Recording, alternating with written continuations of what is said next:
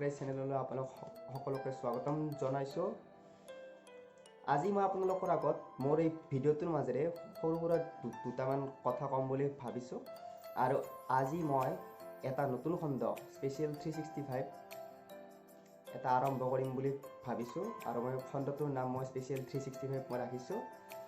তো ইয়াৰ মাজেৰে আজিৰ পৰা প্ৰত্যেকটো দিনৰ বিশেষত্বখিনি মই আপোনালোকৰ ওচৰত দাঙি ধৰিবলৈ চেষ্টা কৰিম।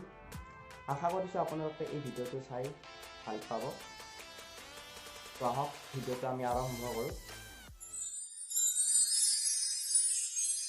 কাইলৈকে 13 এপ্ৰিল। এই 13 এপ্ৰিলৰ দিনটোতে 2020 চনত 103 নং দিন। আৰু এই বছৰত এই 13 এপ্ৰিলৰ দিনটোৰ পৰাই আমি অসমীয়াসকলে ৰঙালী বিহু উদযাপন কৰিম।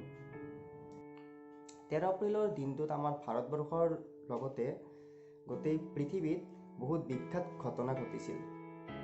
তো আহক আমি এই কিছুমান ঘটনা জানি লওঁ আহক। আৰু আপোনালোকে হয়তো এই ঘটনাবিলাক জানেও, তথাপিও আহক এবাৰ মনত কৰোঁ এই ঘটনা। আজিৰ এই 13 এপ্ৰিলৰ দিনটোতে আফগানিস্তানত 2017 চনত বিখ্যাত পৰমাণু যিটো যুদ্ধত ব্যৱহাৰ হয় সেইটো ত্যাগ কৰিছিল। কিন্তু ইয়াৰ আগতেও 2010 চনত 50ৰো অধিক দেশে এই সংবেদনশীল পৰমাণু ত্যাগ কৰাৰ সিদ্ধান্ত লৈছিল।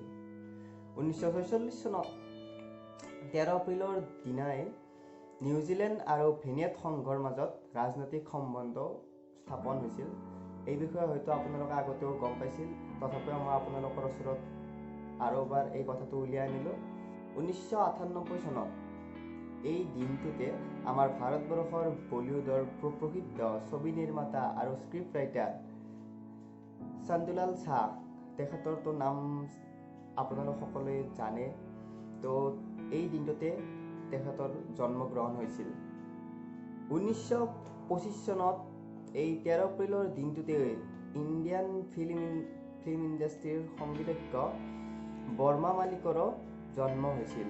বৰ্মা মালিকৰকো আমি সকলোৱে জানো, তেখেতৰ গান শুনিছোঁ। 1940 চনত প্ৰখ্যাত লেখিকাৰ লগতে ৰাজনীতিজ্ঞ নাজমা হেপতুল্লাৰো জন্ম হৈছিল। এই 13 এপ্ৰিলৰ দিনটোতে তেখেতেও জন্মগ্ৰহণ কৰিছিল। 1963 চনত ভাৰতৰ প্ৰসিদ্ধ সাহিত্যিক বাবু গুলৰায়ৰ মৃত্যু হৈছিল। এইখিনি আছিল এই দিনটোৰ বিশেষভাৱে মনত ৰাখিবলগীয়া কথা।